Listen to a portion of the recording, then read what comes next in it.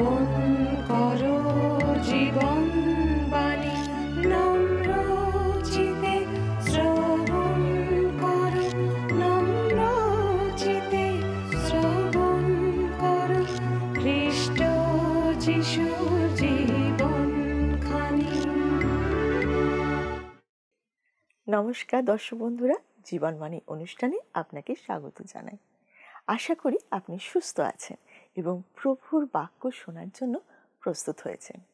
এই জীবনের দুর্গম পথে চলার জন্য আমাদের যে শক্তির প্রয়োজন তা প্রভুর বাক্যের মাধ্যমে আমরা পাই। সকল পরিস্থিতিতে ধীর স্থির থাকতে ঈশ্বরের বাক্য আমাদের সাহায্য করে। আমার বিশ্বাস এই অনুষ্ঠান আপনার জীবনে নতুন প্রত্যাশা যোগ করে। ঈশ্বরের বাক্য আমরা শুনব, তবে তার আগে আসুন না তার গৌরবের জন্য একটা গান শুনি।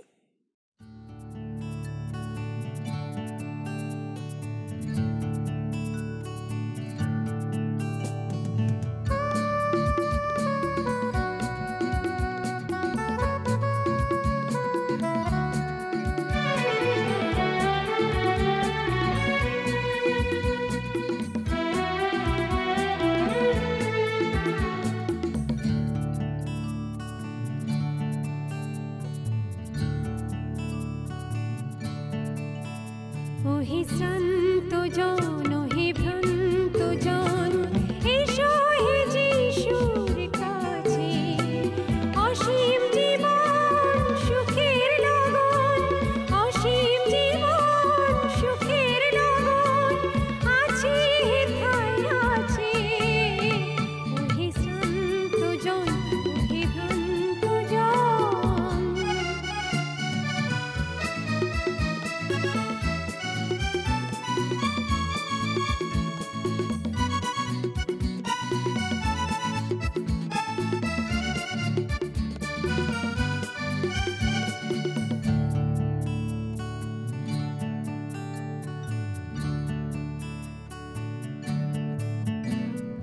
জগতের মোহ মিথ্যা সে মায়া, পাবে না কোথাও শান্তির ছায়া। জগতের মোহ মিথ্যা সে মায়া, পাবে না কোথাও শান্তির ছায়া। বলি তাই এসো যিশুর কাছে বসো, বলি তাই এসো যিশুর কাছে বসো, হেথায় অনন্ত শান্তি আছে। ওহে শ্রান্ত জন, ওহে ভ্রান্ত জন, এসো হে যিশুর কাছে। অসীম জীবন সুখের লগন, অসীম জীবন সুখের লগন আছে হেথায় আছে। ওহে শ্রান্ত জন, ওহে ভ্রান্ত জন।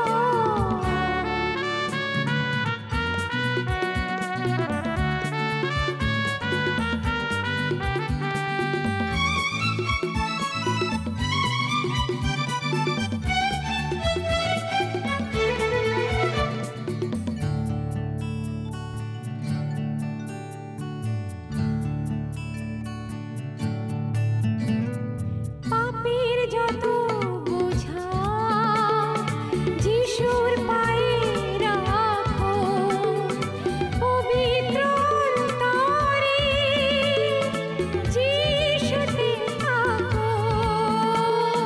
পাপের যত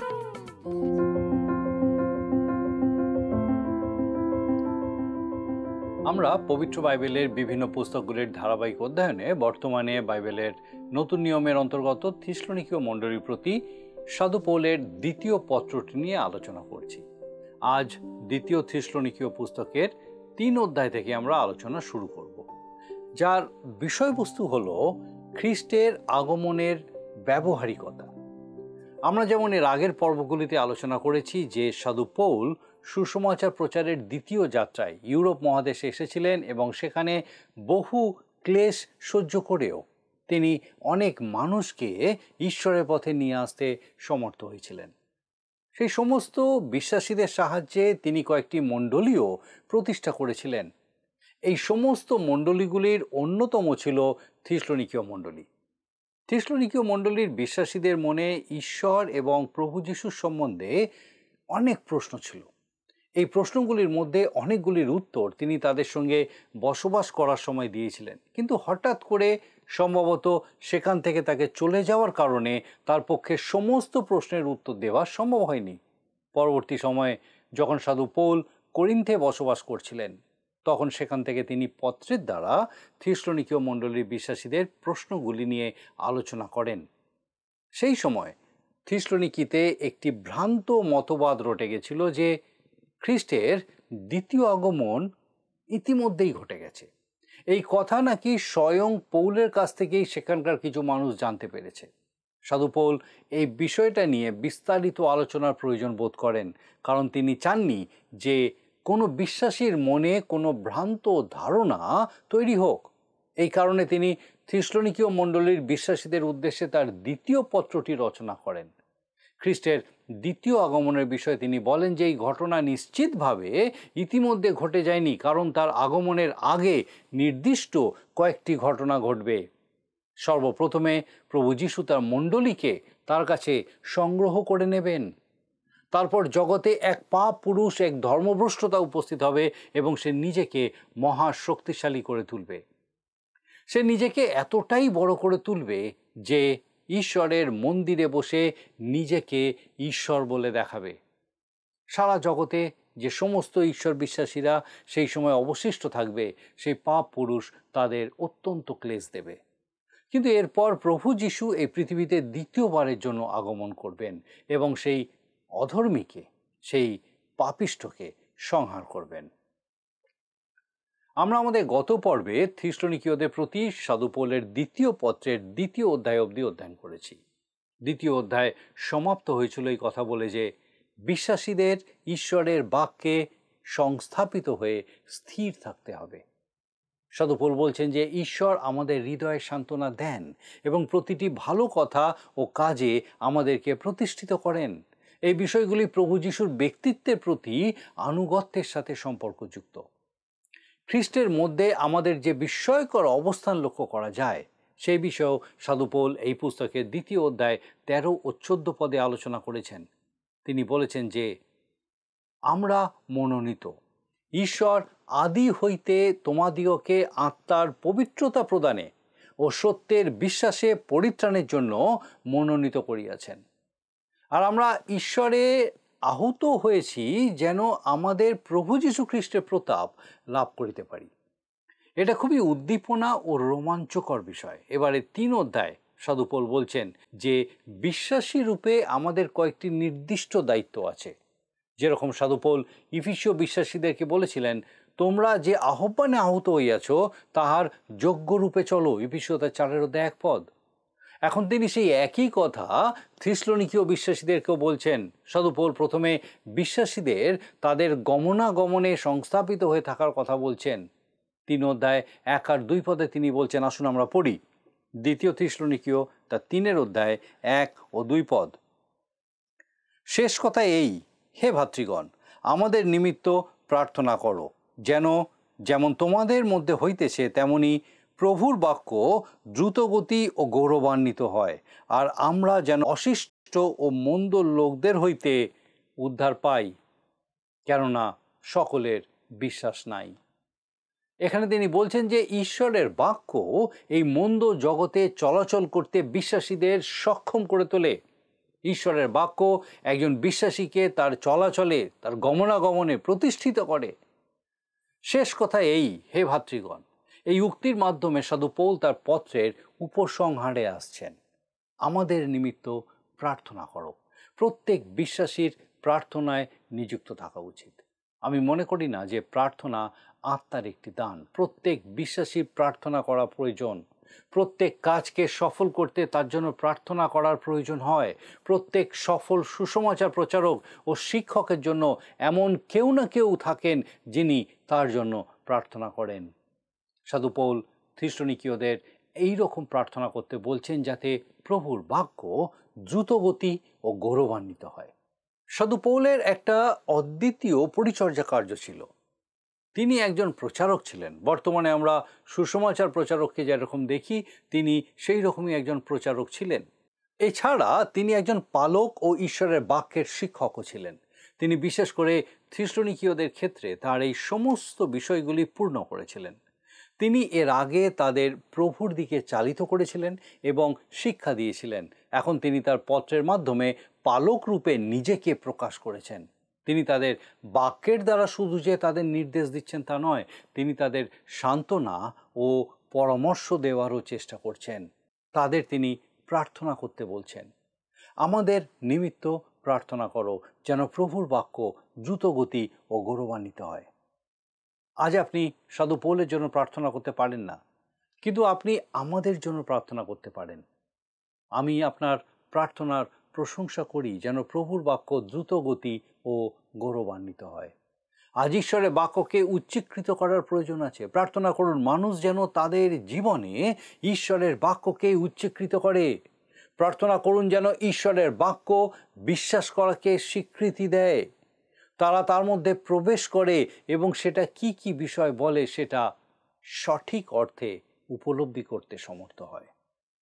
একজন সুসমাচার প্রচারকের কাজ অনেকটা প্রসূতি বিশেষজ্ঞের মতো। তিনি যদিও একটা শিশুকে জন্মাতে সাহায্য করেন, কিন্তু তারপর সেই শিশুর যাবতীয় দায়িত্বভার আসে শিশু বিশেষজ্ঞের উপরে। একটি বিশ্বাসী জীবনে এই শিশু বিশেষজ্ঞ হচ্ছেন পালক। তিনি সমস্ত শিশুদের অর্থাৎ খ্রিস্ট বিশ্বাসে শিশুদের দেখাশোনা করেন। পালকদের অনেক দায়িত্ব সহকারে কাজ করতে হয়। আমার বিশ্বাস একজন পালকের তুলনায় একজন সুসমাচার প্রচারক বা বাইবেল শিক্ষকের কাজ অনেক সহজ। সাধু পৌল প্রার্থনা করতে বলেছিলেন যেন তিনি অশিষ্ট ও মন্দ লোকদের হইতে উদ্ধার পান। আমি দেখেছি যে সুসমাচার প্রচারে অন্যদের থেকে মণ্ডলীর লোকেরাই বেশি বাধা দেয়। এটা অবশ্যই দুর্ভাগ্যজনক যে বাধাহীনভাবে ঈশ্বরের বাক্য প্রচার করা যায় না। তিনি বলেছেন, কেননা সকলের বিশ্বাস নাই। বিশ্বাস নেই মানে সেই বিশ্বাস নেই, সকলের সেই বিশ্বাস নেই, বিশেষ বিশ্বাস অর্থাৎ তাদের প্রেরিতদের শিক্ষা অনুযায়ী ধর্মীয় মতবাদে বিশ্বাস নেই। প্রেরিতরা মণ্ডলীকে যে ধর্মীয় মতামত দান করেন তার উপরে ভিত্তি করেই সেটা গড়ে ওঠে।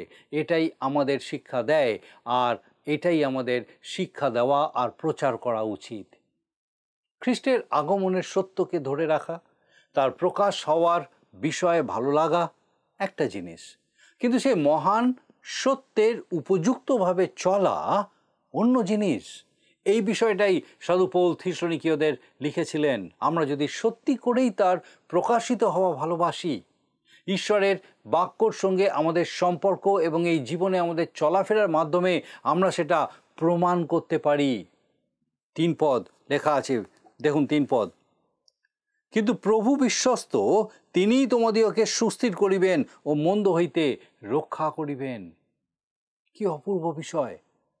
আমি আমার জীবনে কতবার তাকে হতাশ করেছি, কিন্তু তিনি কখনো আমাকে হতাশ করেননি। তিনি বিশ্বস্ত, তিনি সব সময় বিশ্বস্ত। খ্রিস্ট বিশ্বাসীদের উচিত শাস্ত্রের এই ছোট পথটিকে দৃঢ়ভাবে তাদের জীবনে ধরে রাখা। প্রভু বিশ্বস্ত, আর তিনি আপনাকে ও আমাকে সুস্থির করবেন। খ্রিস্ট বিশ্বাসীদের সুস্থির হওয়ার প্রয়োজন আছে। বর্তমানে আমাদের গৃহগুলি বিশৃঙ্খল হয়ে আছে, মণ্ডলীগুলি বিশৃঙ্খল হয়ে আছে, আর সেই সঙ্গে বিশ্বাসীদের জীবনও বিশৃঙ্খল হয়ে আছে। কিন্তু আমাদের সুস্থির হতে হবে। কিন্তু একজন বিশ্বাসী রূপে আমরা কিভাবে সুস্থির হতে পারি? সেটা একমাত্র সম্ভব ঈশ্বরের বাক্যের কাছে এসে আর বাক্যের দ্বারা আমার জীবনকে প্রভাবিত করতে দিয়ে। ঈশ্বর তার বাক্যের মাধ্যমে কাজ করেন।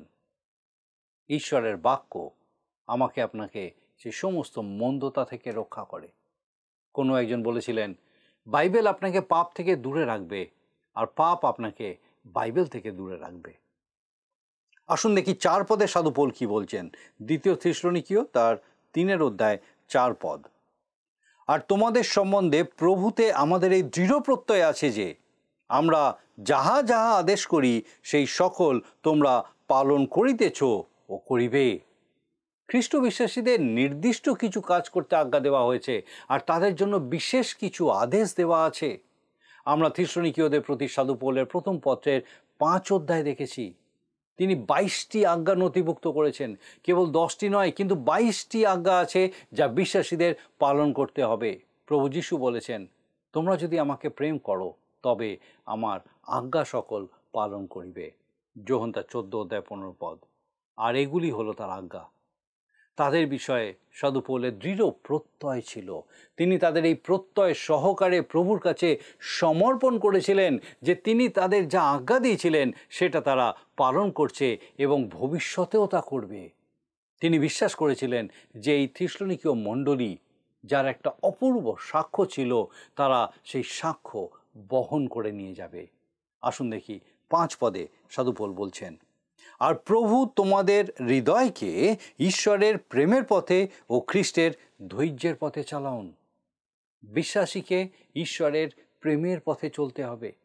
আপনি যদি তার প্রেমের আলোতে চলেন তাহলে ঈশ্বরের প্রেম আপনার হৃদয়কে প্রভাবিত করবে, আর আপনি উপলব্ধি করতে পারবেন যে তিনি আপনাকে প্রেম করেন। আর আপনি আত্মার সেই শক্তিতে সেই প্রেমকে প্রকাশ করতে পারবেন, কারণ একমাত্র ঈশ্বরের আত্মা ঈশ্বরের প্রেমকে আমাদের জন্য সত্য করে তুলতে পারে। প্রেম হচ্ছে একটি আত্মিক ফল। আপনি স্বভাবতই যে কোনো মানুষকে প্রেম করতে পারেন না, আর আমি এই মত পোষণ করি যে ঈশ্বর সেটা আমাদের কাছে আশাও করেন না। ফিলিপিও মণ্ডলীর খ্রিস্ট বিশ্বাসীদের সাধু পৌল লিখেছিলেন যে আমাদের প্রেম যেন তত্ত্বজ্ঞানে ও সর্বপ্রকার সূক্ষ্ম চৈতন্যে উত্তর উত্তর উপচিয়া পড়ে, অর্থাৎ আমাদের চারিদিকের মানুষদের সতর্কভাবে প্রেম করা উচিত। আমরা যদি আমাদের হাত বাড়িয়ে দিই তাহলে এরকম অনেক লোক আছে যারা আমাদের বাড়ানো হাতে ব্যথা দেবে। খ্রিস্টের ধৈর্যের পথে চলুন। এর অর্থ এই নয় যে আপনি কি সহস্র বছরের আগে বা মহাক্লেশের আগে বসবাস করছেন, অথবা মহাক্লেশের পরবর্তী সময় কিংবা সহস্র বছরের মধ্যবর্তী সময়ে বসবাস করছেন। এই বিষয়ে তর্ক বিতর্ক করতে হবে, কিন্তু খ্রিস্টের আগমনের বিষয়ে আপনাকে ধৈর্য সহকারে অপেক্ষা করতে হবে। কি সুন্দরভাবে এই বিষয়গুলি বলা হয়েছে। দেখুন, লেখা আছে, আর হে ভাতৃগণ, আমরা আমাদের প্রভু যীশু খ্রিস্টের নামে তোমাদিওকে এই আদেশ দিতেছি, যে কোনো ভ্রাতা অনিয়মিত রূপে চলে এবং তোমরা আমাদের নিকট হইতে যে শিক্ষা পাইয়াছ তদনুসারে চলে না, তাহার সঙ্গ ত্যাগ করো। তোমাদিওকে এই আদেশ দিতেছি। সাধু পৌল খুব সরাসরি সোজা সাপটা বলছেন, যারা অনিয়মিত রূপে চলে বিশ্বাসীরা যেন তাদের সঙ্গে না চলে। কয়েকজন এমন আছেন যারা মনে করেন যে জাগতিক মন্দ অভ্যেসকারীদের সঙ্গে ভালোভাবে মিশতে পারলেই তাদের কাছে প্রভুর সাক্ষ্য দেওয়া যায়। নিশ্চয়ই এরকম মানুষদের কাছে আমরা সাক্ষ্য দেব, কিন্তু তারা যেভাবে জীবনযাপন করে সেইভাবে কখনোই আমরা জীবনযাপন করতে পারি না। 7 পদে সাধু পৌল সুস্পষ্টভাবে বলছেন, দেখুন লেখা আছে, কারণ কি প্রকারে আমাদের অনুকারী হইতে হয় তাহা তোমরা আপনারাই জানো, কেননা তোমাদের মধ্যে আমরা অনিয়মিতাচারী ছিলাম না। বাংলা একটা প্রবাদ বাক্য আছে, ঝাঁকের কই। আপনি যেরকম মানুষের সঙ্গে ওঠা বসা করবেন আপনি নিজেও সেই রকমই হয়ে উঠবেন। বিশ্বাসীদের খুব সতর্কতার সাথে লক্ষ্য রাখতে হবে তারা কি ধরনের মানুষের সঙ্গে মেলামেশা করছে। থিসলনিকীয়রা প্রভু যিশুর সঙ্গে সুসম্পর্কের দিকে ভালোভাবেই অগ্রসর হচ্ছে, আর সেই কারণেই তারা নির্যাতিত হচ্ছে। সাধু পৌল তাদের সান্ত্বনা দিয়েছেন, নির্দেশ এবং উৎসাহ দিয়েছিলেন। এবারে তিনি তাদের অবগত করছেন যে তিনি নিজেও তাড়িত হচ্ছেন। আপনি যদি প্রভুর পক্ষে দাঁড়ান, কিছু দাম তো আপনাকে দিতেই হবে। আজকে আমরা দেখলাম যে সাধু পৌল থিসলনিকীয় মণ্ডলীর প্রতি তার দ্বিতীয় পত্রটির উপসংহারে পৌঁছেছেন। তিনি প্রথমেই তাদের জন্য, অর্থাৎ শিল ও তিমথিও সহ তার জন্য থিসলনিকীয় মণ্ডলীর বিশ্বাসীদেরকে প্রার্থনা করতে বলছেন। তিনি তাদের শারীরিক সুস্থতা, তাদের খাদ্য ও পানীয়ের সংস্থানে ইত্যাদির জন্য তাদেরকে প্রার্থনা করতে বলেননি। তিনি তাদের প্রার্থনা করতে বলেছেন যেন তাদের মধ্যে যেমনভাবে ঈশ্বরের বাক্য দ্রুত গতিতে ছড়িয়ে পড়ছে এবং ঈশ্বরকে গৌরবান্বিত করছে, ঠিক একইভাবে যেন অন্যান্য স্থানেও এই কাজ হতে পারে। সাধু পৌল তাদেরকে আরও একটি বিষয়ে প্রার্থনা করতে বলেছিলেন। তারা যেন তার এবং তার সঙ্গী সাথীদের জন্য প্রার্থনা করেন, যেন তারা অশিষ্ট ও মন্দ লোকদের থেকে উদ্ধার পান। খুব গুরুত্বপূর্ণ বিষয়। তারা যে সমস্ত লোকদের কাছে খ্রিস্টের সুসমাচার প্রচার করছিলেন, তারা সবাই যে তাকে বিশ্বাস করবে এরকম তো নয়। এমন অনেক মানুষ ছিল এবং এখনও আছে যারা সুসমাচারের বিরোধিতা করে, প্রচারকদের বিরোধিতা করেন। আমাদের সবার প্রার্থনা হওয়া উচিত যেন ঈশ্বর তার বাক্য প্রচারকদের সেই সমস্ত লোকদের হাত থেকে রক্ষা করেন। সাধু পৌলের থিসলনিকীয় মণ্ডলীর বিশ্বাসীদের বিষয়ে এই প্রত্যয় ছিল যে তারা ঈশ্বরের বাক্যে স্থির হয়ে আছে এবং ঈশ্বর তাদের সমস্ত মন্দতা থেকে রক্ষা করবেন। তিনি তাদের প্রতি এই বিশ্বাসও পোষণ করতেন যে তিনি যে যে আজ্ঞা তাদেরকে দিয়েছেন তারা সেই সমস্ত আজ্ঞা পালন করে চলেছে। এবারে তিনি নতুনভাবে তাদের আরও একটি আদেশ দিলেন। তিনি বলছেন যে তারা যখন তাদের সঙ্গে বসবাস করতেন তখন কোনো সময় তারা নিজেরা অনিয়মিতভাবে চলেননি। আর তাই যদি কোনো বিশ্বাসী এই সমস্ত আজ্ঞার প্রতি বিশ্বস্ত না থেকে অনিয়মিত রূপে চলে, তাহলে তাদের সঙ্গ পরিত্যাগ করতে হবে। আসুন আমরা আরেকবার আজকে যে যে বিষয়গুলো আলোচনা করলাম সংক্ষিপ্ত রূপে আরেকবার দেখি। প্রথমত, সাধু পৌল থিসলনিকীয় মণ্ডলীর বিশ্বাসীদের জন্য প্রার্থনা করতে বলছেন যেন সুসমাচার প্রচার দ্রুততার সঙ্গে এগিয়ে যেতে পারে। দ্বিতীয়ত, তাদেরকে তিনি আরও প্রার্থনা করতে বলছেন যেন তারা মন্দ ও অবিশ্বাসী লোকদের থেকে রক্ষা পান। তৃতীয়ত, সাধু পৌল তাদের আদেশ দিয়েছেন যেন তারা ঈশ্বরের বাক্যের প্রতি স্থির থাকে। যে সমস্ত লোকেরা অনিয়মিত রূপে চলে তাদের সঙ্গ যেন তারা ত্যাগ করতে পারে। খুব গুরুত্বপূর্ণ কিছু আদেশ বা নির্দেশ আজকে আমরা দেখলাম। ঈশ্বর তার জীবন্ত বাক্য দ্বারা এই নির্দেশ, এই আদেশ আমাদের সামনে রেখেছেন যেন আমাদের জীবনেও সাধু পৌল যেভাবে সেই থিসলনিকীয় মণ্ডলীর বিশ্বাসীদেরকে বলেছিলেন, তাদের জীবনে যেমন এটা সত্য ছিল, আজকে আমার আপনার জীবনেও এই আদেশ, এই নির্দেশ একইভাবে সত্য। আমরা কি পালন করছি? আমি চাইব আপনি এই বিষয়ে চিন্তা করুন, প্রার্থনা করুন যেন ঈশ্বর আপনাকে সঠিকভাবে এই সত্য দেখাতে পারেন। আসুন প্রার্থনা করি। করুণাময় স্বর্গীয় পিতা, তোমার ধন্যবাদ, স্তুতি, প্রশংসা করি, তোমার গৌরব করি। প্রভু, তোমার পবিত্র পরাক্রমে আরেকবার তোমার জীবন্ত বাক্য দ্বারা তুমি আমাদেরকে সেই সত্য দেখালে, যে সত্য আমাদের জীবনে তুমি দেখতে চাও। স্বর্গীয় পিতা, আমাদের প্রত্যেক দর্শক বন্ধুকে তোমার চরণে সমর্পণ করি। তোমার পবিত্র পরাক্রমে প্রত্যেককে তোমার মহা অনুগ্রহ করুণায় পূর্ণ করো, যেন পিতা সে প্রত্যেক জীবন, সে প্রত্যেক আত্মা প্রাণ তোমার জন্য নিবেদিত হতে পারে। ও প্রভু, তুমি দয়া করো।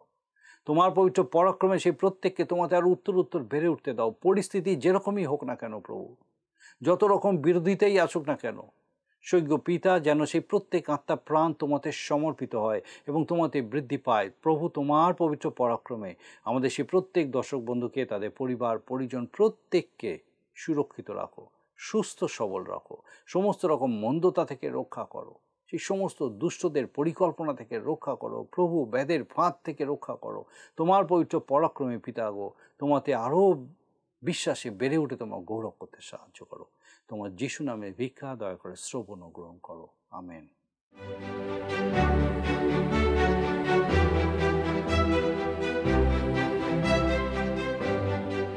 আমার বিশ্বাস এই অনুষ্ঠান আপনার নিশ্চয়ই খুব ভালো লেগেছে। ঈশ্বরের বাক্যের এই বিস্তারিত আলোচনার মধ্যে দিয়ে ঈশ্বর বিশেষভাবে আপনার সঙ্গে কথা বলেছে। আমরা খুব খুশি হব যদি আপনি এই বিষয় আমাদেরকে আরও বিশদে জানান। একই সঙ্গে আপনার কাছে আমাদের এই অনুরোধ আছে, আপনার প্রার্থনা বিষয় সকল আপনি আমাদেরকে জানাতে পারেন। আমরা আপনার জন্য অবশ্যই প্রার্থনা করব। আগামী অনুষ্ঠানে আবার দেখা হবে। ঈশ্বর আপনাকে সুস্থ রাখুন এবং সুরক্ষিত রাখুন। প্রিয় বন্ধু, আসুন আমরা আজকের প্রশ্ন উত্তরে আসি। গতকালের প্রশ্নের উত্তর অপশন এ, ভ্রান্তির কার্যসাধন। আজকের প্রশ্ন, সাধু পৌল থিসলনিকীয় মণ্ডলীর বিশ্বাসীদের এই বিষয়ে প্রার্থনা করতে বলেছিলেন?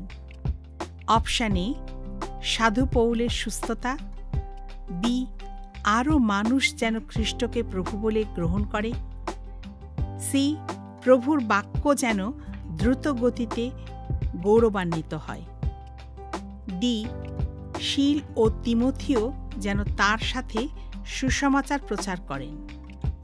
প্রিয় বন্ধু, এই প্রশ্নের উত্তর আগামীকাল সন্ধ্যা 6টার মধ্যে option A, B, C, D সহকারে আপনার নাম ও সম্পূর্ণ ঠিকানা সহ 9433497235 এই নম্বরে SMS বা লিখে পাঠাবেন।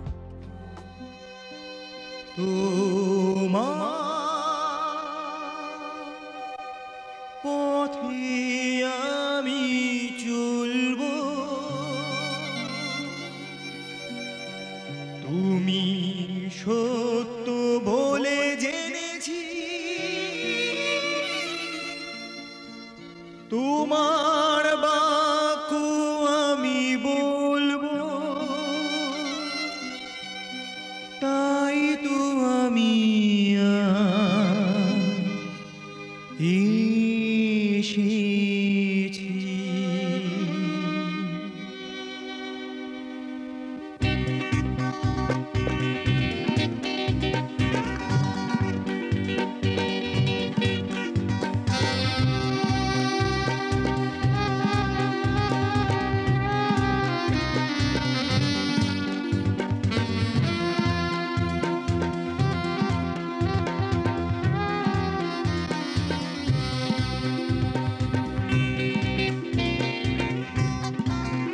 তোমার পথে আমি চলবো, তুমি সত্য বলে জেনেছি, তোমার বাক্য আমি বলবো, তাই তো আমি আজ এসেছি। তোমার পথে আমি চলবো,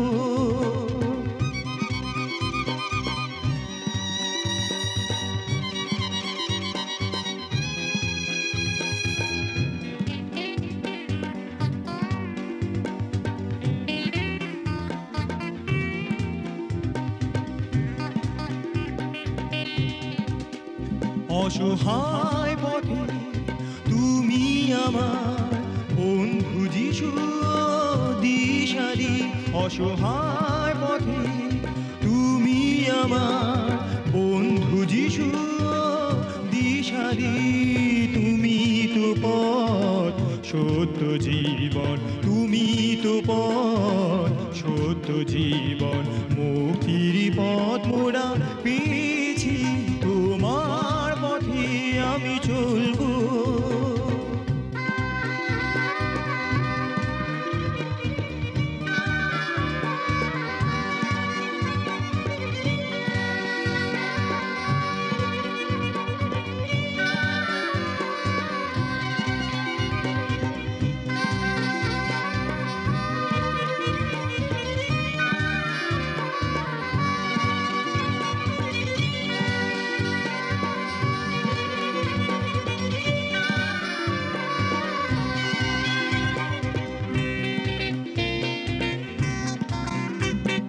জীবনে আমার কিছুই ছিল না, তুমি এসে প্রভু হৃদয় আমার ভরিয়ে দিয়েছো সব গুণে, নিঃস্বরী তুই জীবনে, জীবনে আমার কিছুই ছিল না, তুমি এসে প্রভু হৃদয় আমার ভরিয়ে দিয়েছো সব গুণে, নিঃস্বরী তুই জীবনে, জীবনে এখন তুমি আছো, হার মেনেছি তাই অন্ধকার তোমার আলো জ্বলেছে।